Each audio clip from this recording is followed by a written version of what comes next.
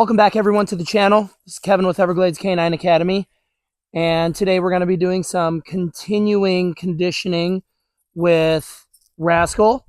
I've introduced a new dog. This is Otis, and I am hoping to use Otis as a distraction. Now, this is the first time that these two dogs have met. Otis literally just got dropped off. So I'm hoping to use Otis as a distraction for Rascal so I can kind of condition him with the eCollar for recall. Now, if you haven't seen our previous videos, please go back and watch those if you want to get all caught up to date on how Rascal's journey's been going so far this week. So far, he's been doing pretty good, and we're expecting some more good things from him. Tomorrow, I take Rascal to go see his owners, and we're gonna do a lesson, and then I'm gonna bring him back. So, we're really trying to get Rascal conditioned. Oh, listen to that! He loves his ears wrapped. Oh, baby, you like that? Oh, here comes little Otis now opening up. Otis was a little nervous when he first came around, but it looks like all the dogs are getting along. All the owners have confirmed that their dogs don't have aggression, and obviously we trust all of our owners, but you never really know until you get the dogs together. So it seems like they're doing quite well. Little Otis is a little overwhelmed. All right, here we go. So I at first I just want to monitor them a little bit, just because this is the first time that they're all meeting. And once again, Rascal's usually really playful, off leash, but on leash with his equipment, he sticks right by my side. So hopefully that actually just transfers over to when he gets back with his owners. Hopefully they put the equipment on him and he's like, okay, I know I can't leave your side. Because, honestly, that association is something that I'll take. All right. Obviously, the easier we can make our owners' lives, and the easier we can make the dog to understand that, when it's time to obey your commands, you listen to us. And if it's just a matter of putting on his equipment, then we go from there. So I'm basically just going to repeat what I was doing yesterday and the day before, except now with a new dog. Here you can see Rascal getting familiar. Let's go ahead and I didn't even stim him. I was about to call him, but he just kind of started coming over my way. So the dogs, Rascal really knows. He knows the game. All right, here, let's go ahead and stim him here. Here we go. Stim. Yes, good boy. So he was just at the tree. Wanted to chew on some grass. And like I said, guys, normally I would do some verbal recall with the dogs and then apply the stimulus. But for Rascal's owner's sake, I really just want him to start responding to the button, so they don't even have to call his name or use a command. They can just start stimming, and then he'll approach, and then they can probably give him some rewards. All right. So it's funny because they might not even have to use this that much once he receives that stimulus a little bit. He just really starts coming along. Yes, good boy. All right. And he's already getting the game. And like I said, he came to me, but I'm not even stimming him right now. He's just associating, okay, I'm probably going to call him over. So he's just like, why don't I just skip the middleman and just stick right by your side? Plus, I have food that's valuable. He's very hungry right now. Hey, knock it off. These dogs try to kick up my grass. Now, what are the dogs doing? Let's just go on a little side tangent. What are they doing when they're kicking up their feet like that, right? A lot of people think that dogs are like covering up their waist. They're like trying to cover up their poop. But in fact, that's not true. What they're doing is they're spreading their scent around. So dogs have scent glands in their paws. And when they do that, that's meaning they're really confident. They're really just spreading all their scent around. They're telling every other dog, hey, I've been here, right? And they're trying to send their message out to the world. Right? It's a very chemical game when it comes to these dogs. So So really, we're getting some good associations with Rascal. Hey, buddy, this is Jake. Um, really, we're getting some really good associations. So I'm not going to really wait for long distances. I really want him to get some reps with this eCollar. So I'm just going to stim him, whether he's near or close, and then I'm going to reward him when he gets close to me. Okay? Yes. Good boy. There we go. So I'm stimming. Stimming. Yes. Good. Jake wants a little bit. Stim, stim, stim. Yes. Little food fell. Stim, stim, stim, stim, stim. Yes. So, you guys, I want to let you know that when you hear me say stim, stim, stim, stim, stim, that's how many times I'm pressing it. Okay. Now, when you're practicing on your own, you don't have to say stim, stim, stim, stim, stim. You just press the button. But since you guys can't see when I'm pressing the button, I'm verbally trying to tell you exactly when I'm stimming. And please try to notice when I stop stimming is usually when he's coming towards me or gives me eye contact. Okay? Stim, stim, stim, stim, stim, stim. Yes. There we go. All right. So sometimes Rascal wants to just sit down when he feels the stim. I don't know if that's something that they conditioned him before, but I want him to come to me. Stim, stim, stim. Yes. Here we go. Now I'm going to laugh when they don't use the stim button, or when if I just start saying stim, stim, stim, and Rascal starts recalling off that because I'm saying it every time I'm doing it. Okay. Stim, stim. Yes. Good boy. Stim, stim, stim. Yes. Good. Let's put a little distraction in the ground. Stim, stim, stim, stim, stim. All right. Yes. Good boy. All right.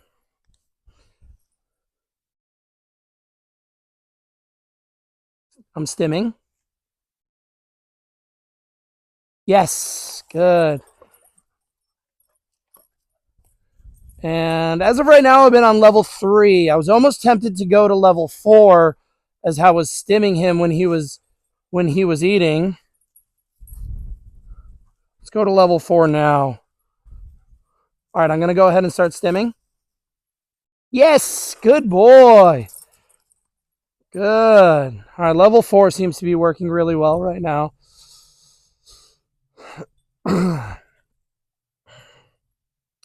Good. I'm just keeping an eye on little Otis. He's over there off camera, just sniffing around.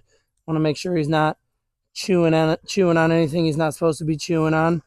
Here we go. Boom. Let's put some kibble on the ground. This seems to be working really well. And notice I'm not even using leash right now. Yes, good boy. You definitely felt that one. All right, so we saw the head cock and a blatant shake. All right, and I'm on 4 out of 100. Okay, take a look. Level 4 out of 100. All right, not too bad. That's pretty low numbers, and he's feeling it.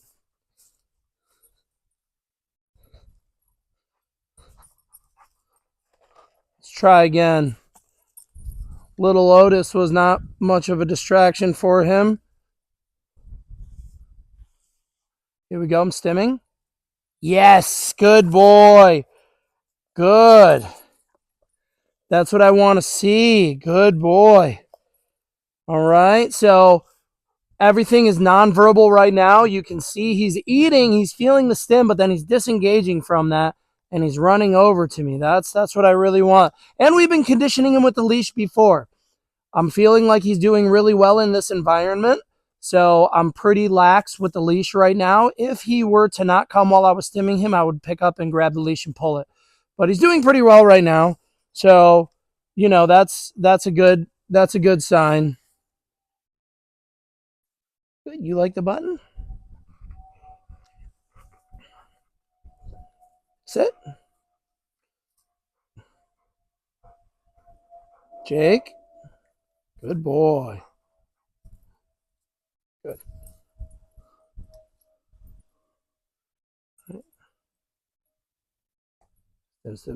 Yes. Good boy. There we go. Are you a good boy? There, he's doing really well. And so are you, Otis. Good job. So I'm really interested to see how Rascal acts tomorrow when I take him back to his home for a lesson. Um, we've planned on taking him home a little bit later in the day. Hopefully, there are more people out walking their dogs. That way, I can really try to practice some of this recall with him with the eCollar and with his owners, most importantly.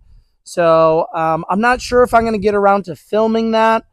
Sometimes it's a little difficult because they have a large place, but we're conditioning now. I'm showing you all the conditioning. After the conditioning, really what we need to do is we need to start applying it in the real world. All right, I'm feeling really good about his conditioning for the past 3-4 days. He's been just recalling really, really solidly. And that's the beginning signs what you want to see, because the first thing we do is we practice his duration, recalling him from a long distance, from a short distance. We practice adding in distractions around him.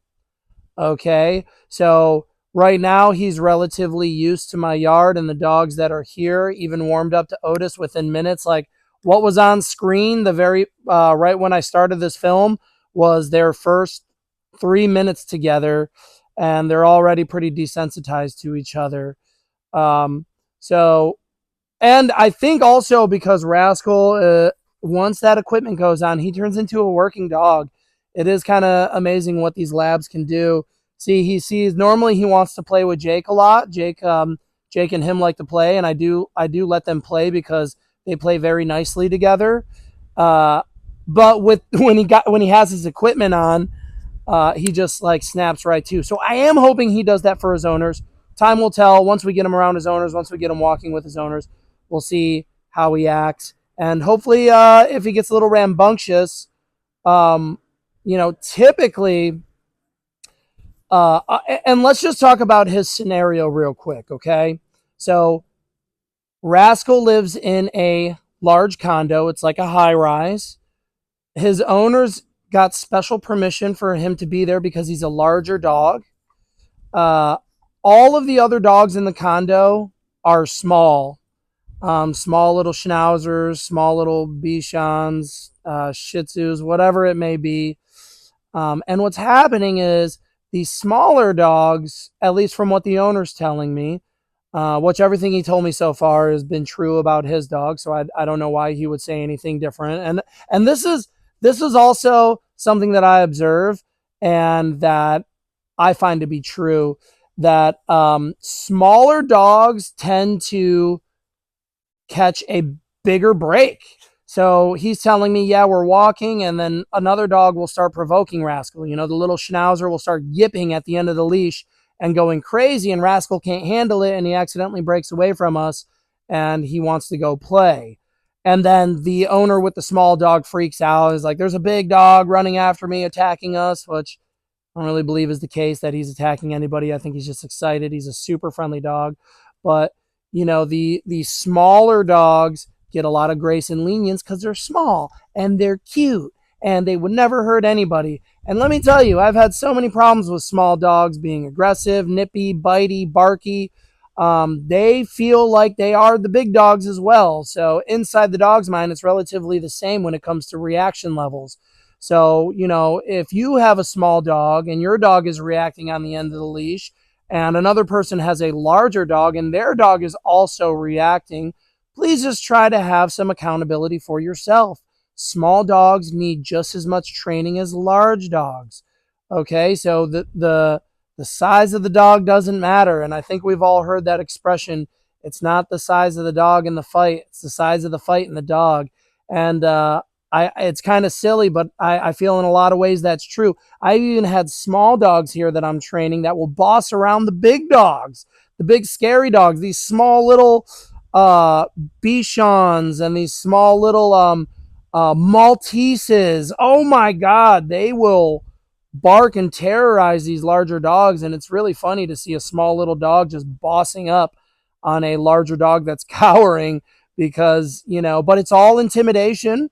It's all posturing. So I do think, but one thing with this scenario, yes, the smaller dog may be provoking Rascal and vice versa, but Rascal cannot run away from his owners. Okay, that is the prime deal here. Rascal cannot run away. Even if Rascal is tempted, if he sticks by his owners and they're able to walk right by each other, then nothing will come to light, right? So Rascal ultimately is losing because he's running away and he is the leash is coming out of our owner's hands and he's going up to these small dogs trying to play. And obviously, it's probably a whole situation over there, and that's why I'm trying to step in to try and help. Okay, this is something I don't want the owners to have to move out of their place or be fined or have to keep Rascal in their condo the whole time. Now, I will say, if the owners are listening, and other people out there, if you are really struggling with your dog, dogs are opportunists. He might not do that with me because he might not know he can get away with it. Maybe he'll do that with the owners because he thinks he can get away with it, hopefully with some tools that will change. But if you really are struggling walking your dog, like physically having a hard time holding them, please, please look into getting a dog walker. Okay? There are plenty of professionals out there that are strong enough to even walk the biggest dog that's pulling them down the street.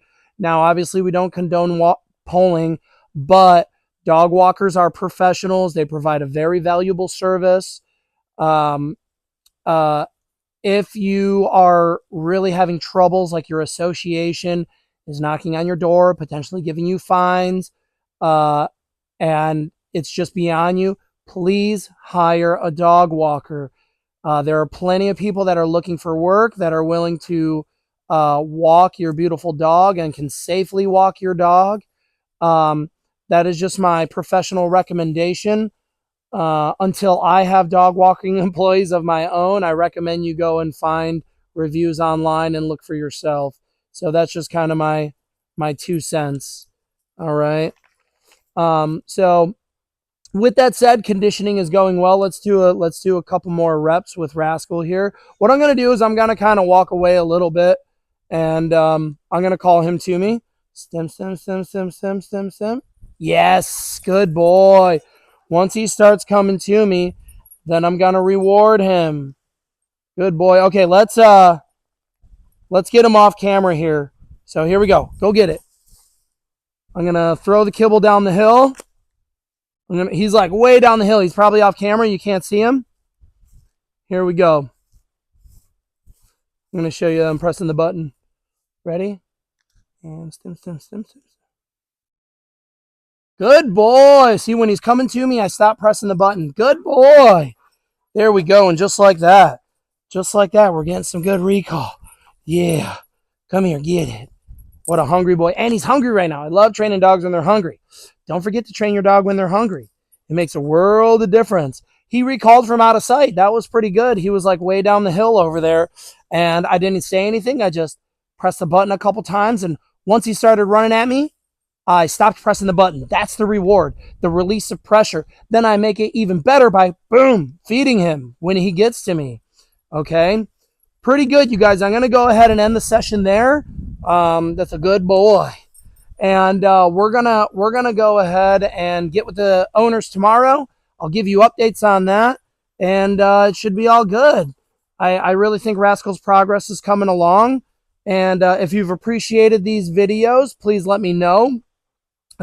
If you're in need of dog training, you can find my company online. I am the only trainer in my company. I'm a very small business, but I do have clients all over the country. So I do video lessons and phone consultations and everything else, and you would be surprised at what a phone call can do for you and your dog. So with that said, always remember, happy training, and we will see you on the next video. Let's go.